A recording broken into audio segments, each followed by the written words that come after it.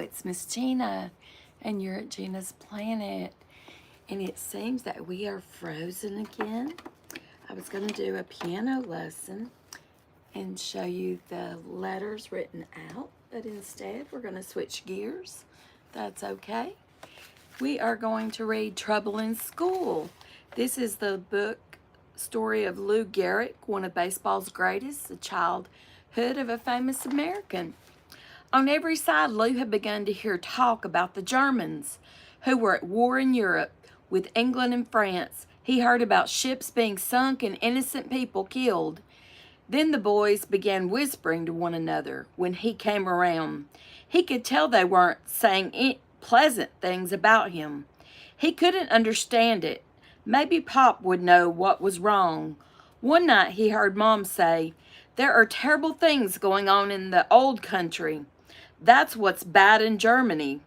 Pop answered, "All the time those Prussians want to fight. The people just follow them. I'm glad we're over here now. What if the United States fights Germany?" said Mom. "My, that would be terrible. But we're all good Americans now." "Why, Louie, if we were in Germany, they'd have you in the army right now. A youngster like you," said Pop. "There'd be no more school and no more sports," Lou said. "Some of the boys at school are calling me names like dirty German and filthy Hun and murderer, and they can't do that," protested Mom. "You're as good an American as anyone, born right here in New York. You tell them so." Pop nodded. But he was worried. Soon a day came in April when President Wilson asked Congress to declare war against the German government. Everyone in the United States was excited. Everyone was telling stories about the cruel German soldiers in Belgium. Many people started blaming Americans who had German names. They were so excited they had to blame someone nearby, though the real troublemakers were far away. For several days at school, it got worse and worse for Lou. We're reading the story of Lou Gehrig. He was a famous baseball player many, many years ago. They were excited they had to blame someone nearby, though the real troublemakers were far away.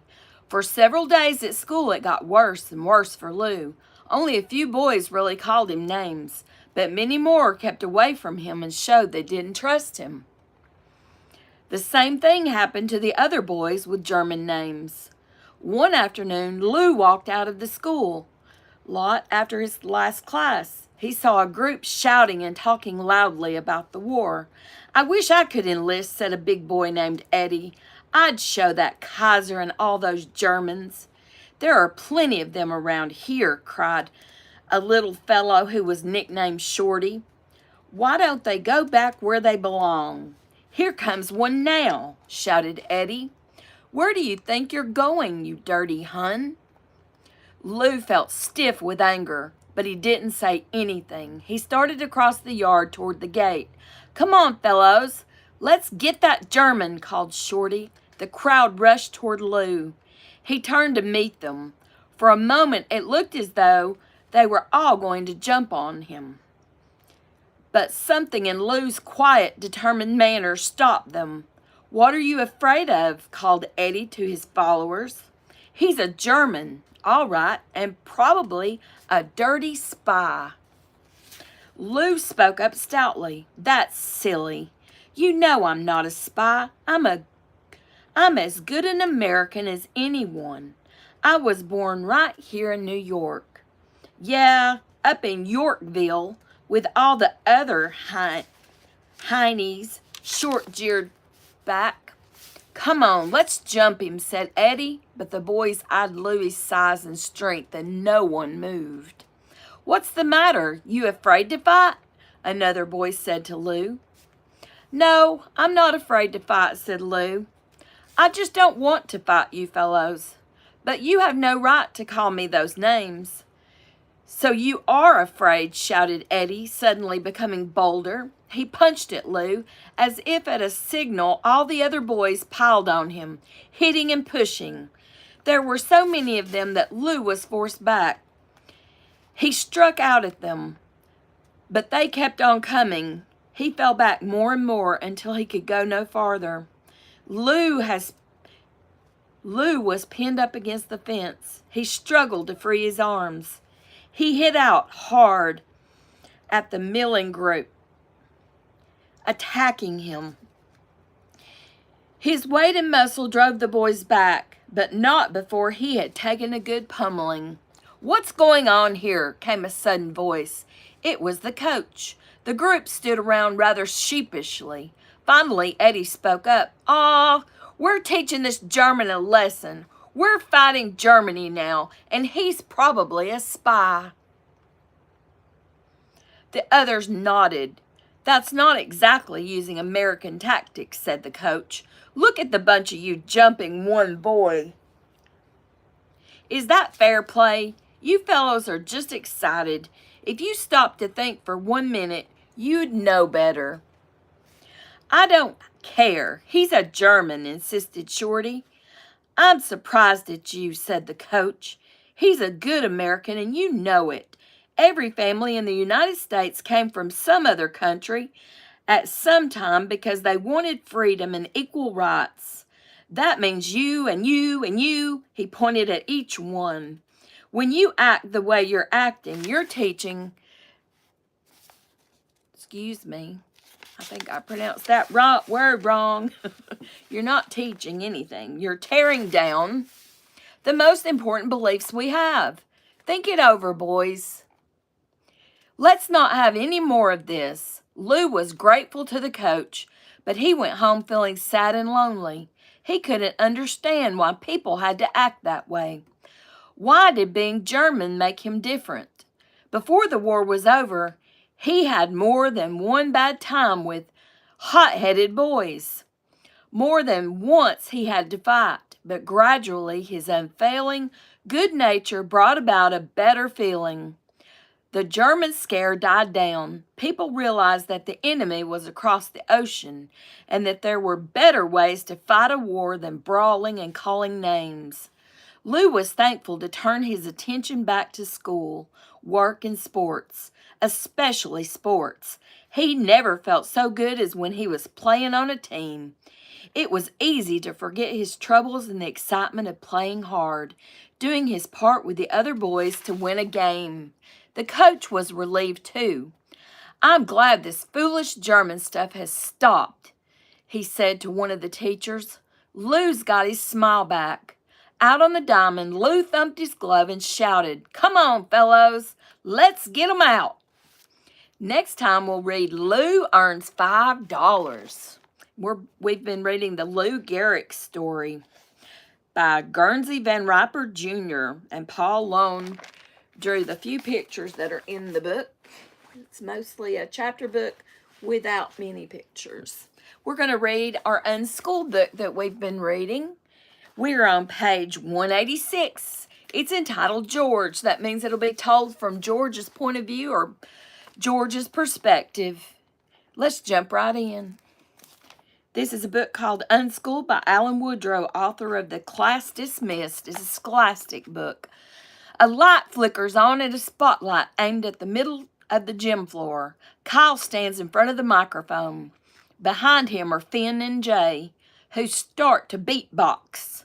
Ryan spins next to them, performing some sort of twirling dance. She's a dancer, and she really wanted to do an interpretive spinning dance. I suppose it adds to the spirit of the assembly we've created. Kyle starts to rap, the beatboxing behind him driving the rhythm. "Principal Klein, welcome to the show. Our grade's got plenty to show you, yo. No, we haven't gone mad or berserk, but you can do tons with lots of teamwork. We got together, Team Red and Team Blue, to prove what working together can do."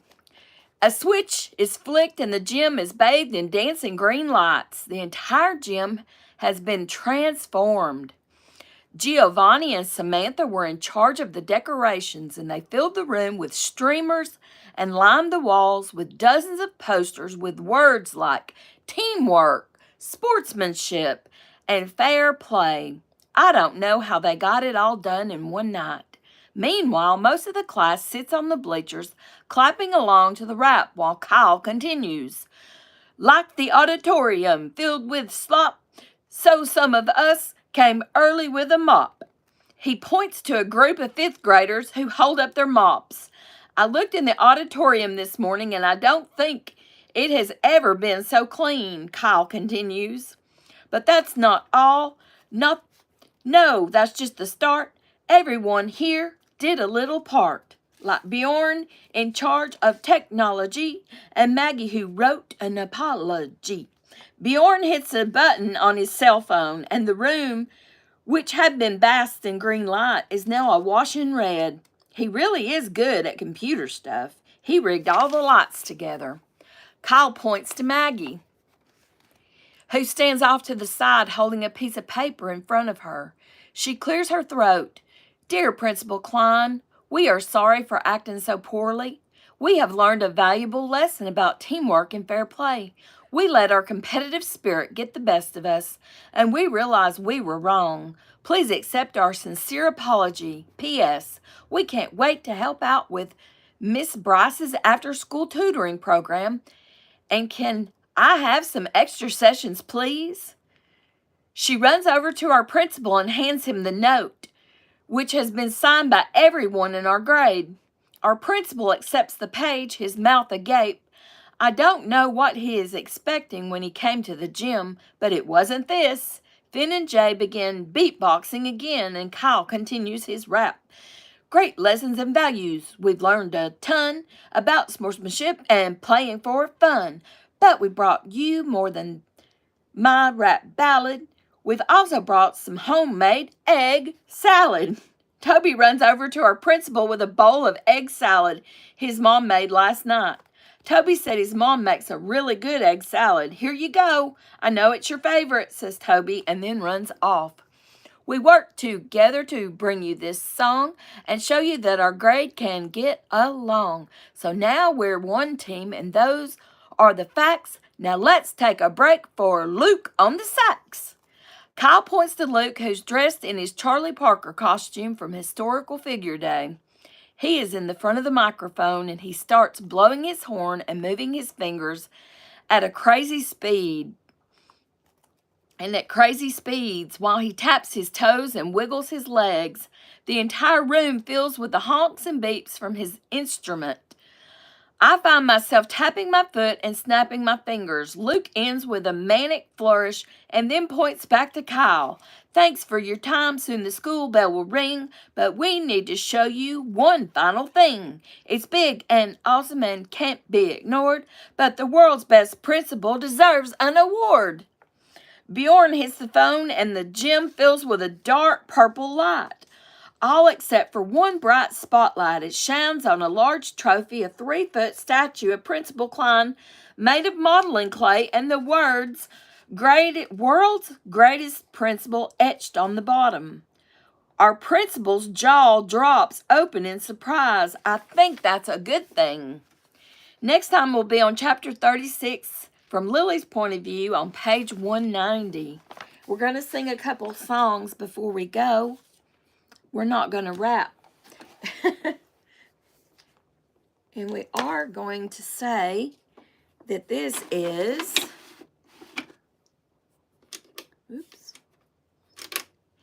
C, D, E, C, D, E. And now we're going to go to Old MacDonald's farm. MacDonald had a farm, E-I-E-I-O. When that farm he had a cow, E-I-E-I-O. With a moo-moo here and a moo-moo there, here a moo, there a moo, everywhere a moo-moo. Oh, MacDonald had a farm, E-I-E-I-O.